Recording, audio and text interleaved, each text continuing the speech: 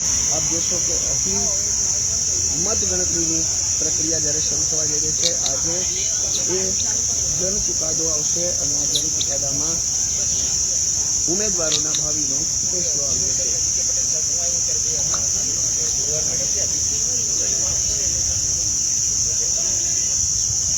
તો માત્ર હવે 1 મિનિટનો સમય બાકી છે. બરાબર 8 વાગ્યાના ટકોરે મતગણતરીની પ્રક્રિયા શરૂ થઈ જશે.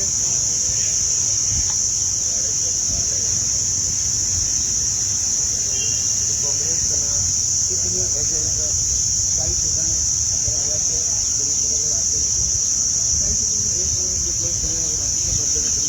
પ્રક્રિયા શરૂ થવાની સમગ્ર પ્રક્રિયા જે ચાલી અને આજે જન ચુકાદાનો દિવસ છે.